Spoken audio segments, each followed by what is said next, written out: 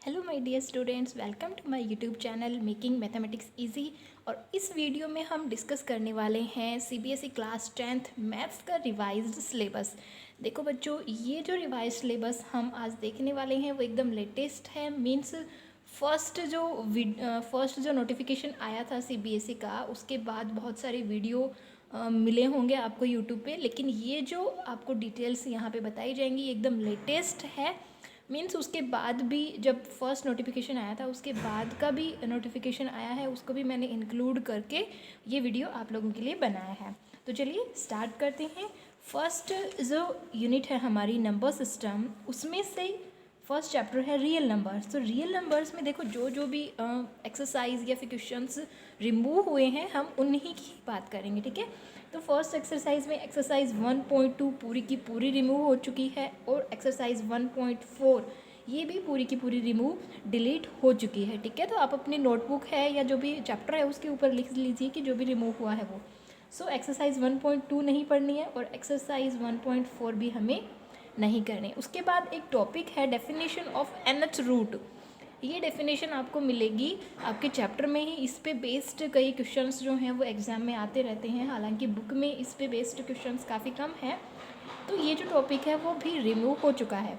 अब हम बात करते हैं चैप्टर 2 की। चैप्टर 2 में एक्सरसाइज 2.3 जो कि रिमाइंडर थ्योरम पर बेस्ड है, और रिमाइंडर थ्योरम जो है वो पूरी तरीके से डिलीट हो चुकी है। दैट मीन जो हम अलजेब्रिक एक्सप्रेशंस का डिवाइड करते थे वो पूरी तरीके से डिलीट हो चुका है। सो एक्सरसाइज 2.3 हमें नहीं पढ़नी है। फैक्टर थ्योरम और फैक्टर थ्योरम का जो स्टेटमेंट है जो इसको प्रूव करना है वो भी हमें नहीं करना है।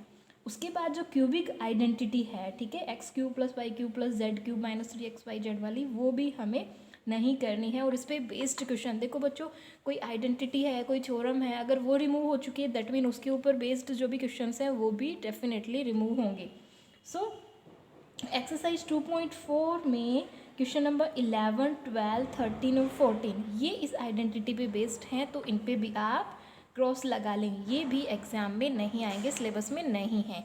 चैप्टर 3 की हम बात करें, कोऑर्डिनेट ज्योमेट्री, बहुत ही इजी सा चैप्टर है, तो ये भी इसमें कुछ भी डिलीट नहीं हुआ है, ये आपको पूरा का पूरा पढ़ना है। चैप्टर 4 की अगर हम बात करें तो चैप्टर 4 में आपके नोटिफिकेशन में लिखा हुआ है कि ऑल एग्जाम्पल्स, मीन्स आपको कोई भी एग्जाम्पल नहीं पढ़ना है, ठीक है। एग्जाम्पल्स में से कुछ भी नहीं पूछा जाएगा।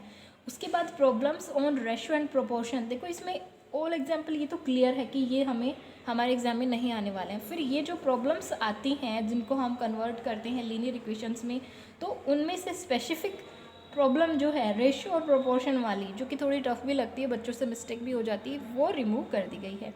चैप्टर 5 जो है वो पूरा का पूरा ही डिलीट हो चुका है, आप इस पे पूरे पे क्रॉस लगा देंगे, हमें नहीं पढ़ना है। चैप्टर 6 में कुछ भी डिलीट नहीं हुआ है, ठीक है।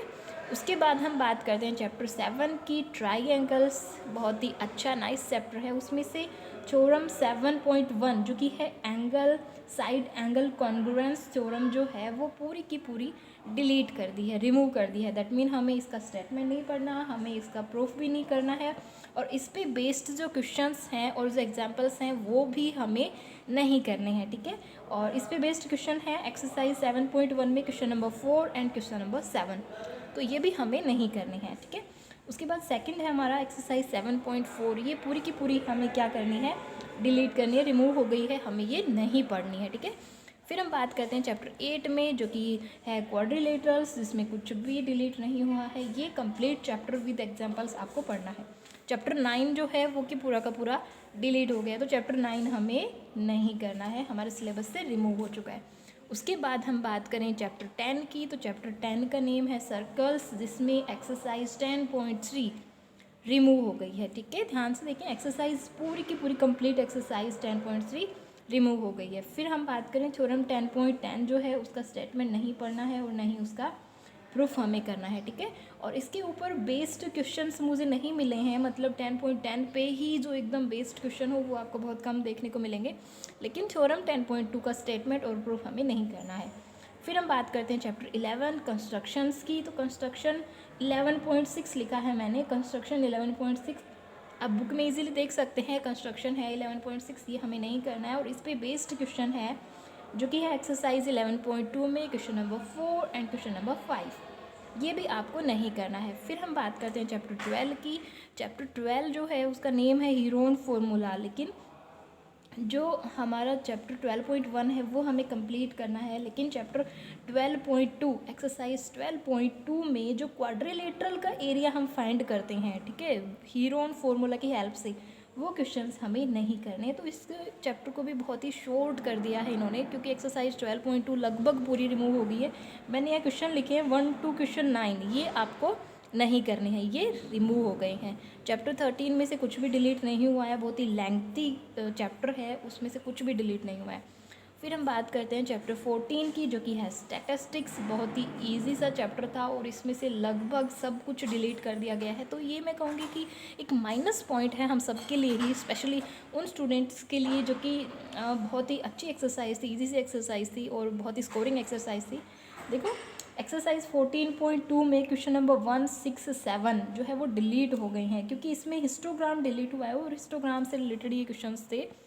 और उसके बाद एक्सरसाइज 14.3 में क्वेश्चन नंबर 4, 5, 6, 7, 8, 9 ये भी क्या हो गए हैं, डिलीट हो गए हैं। देखो क्वेश्चन नंबर 4 से लेकर 9 तक आपको कुछ भी नहीं पढ़ना है।